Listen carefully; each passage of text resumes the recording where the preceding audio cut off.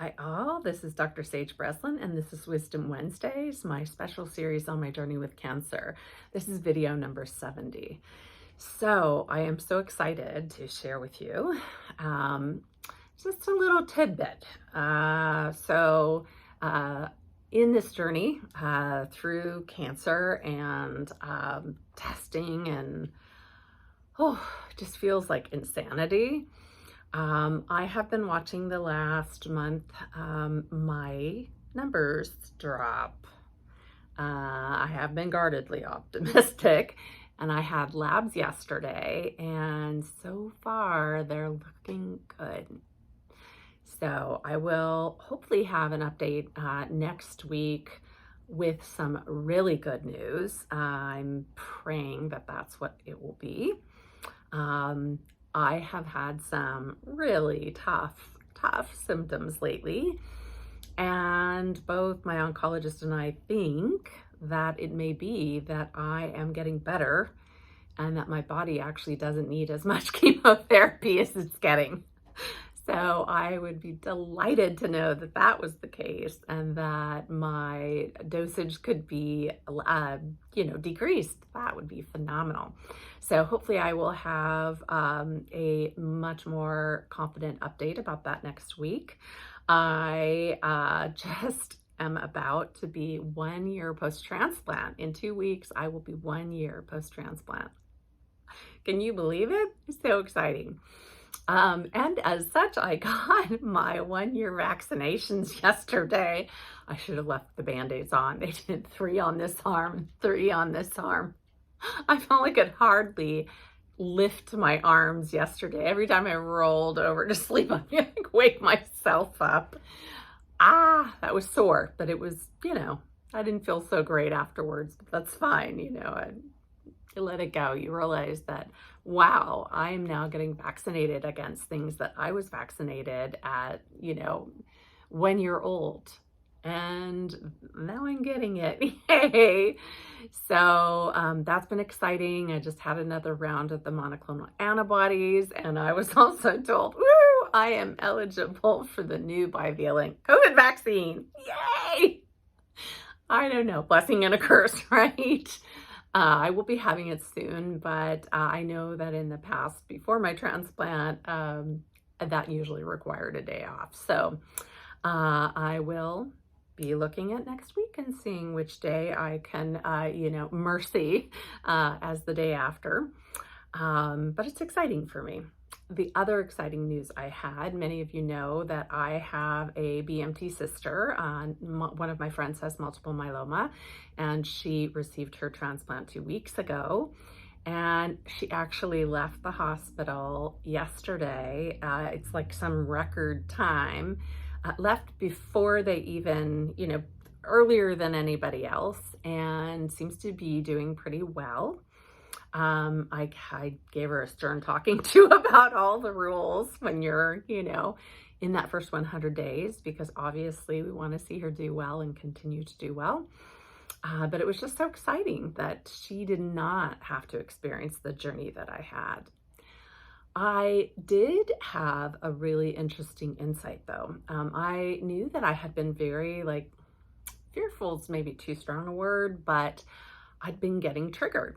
And one of the days that I went to see her, she had run a little bit of a fever that evening. And I, thought, oh my gosh, somebody who's come to see her has given her, a bug. And, when you don't have any contents in your bone marrow and you have no functional immune system, your body can't fight anything. And so it will continue to heat up, trying actually to burn up any bug that's there. And unfortunately, the fever can escalate and you can even stroke out. I mean, this is not a game. This isn't, taking Tylenol and just hoping for the best. And so I know she had sprouted a fever yesterday, and I noticed myself getting very, very anxious. and, not trying to deliver that to her, and just, trying to work with her and remind her of, the rules. If you go over 100.3, you have to go back to the BMTER. And after I put the phone down, I was really leaning into it and leaning into my anxiety, and just asking myself, like, what in the world is going on? Like, she's a, as they say, grown-ass woman, like, she'll take care of herself. And I realized an image that came up, a memory that came up for me. I remember being in the BMT one night, and it was late, and I knew from my nurses that the woman next door to me had been running a fever, and I heard the bells and whistles, when they needed to go and interact with her. And it was a couple of days. And then this particular night, I heard the code blue. And, you can hear a lot of the codes for the hospital on lots of the other floors. So I didn't think really much about it, except I heard everybody rushing into the room next door. And she died. Whew. Still, so much emotion. I didn't know her at all. But what I knew was, this was no joke.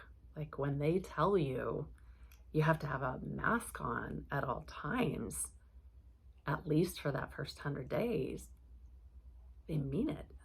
They mean protect yourself, guard your investment, time, money, energy, pain. Take it seriously. And so I guess it has motivated me to remind my friend in a vigorous way, I don't want to lose her. I love her.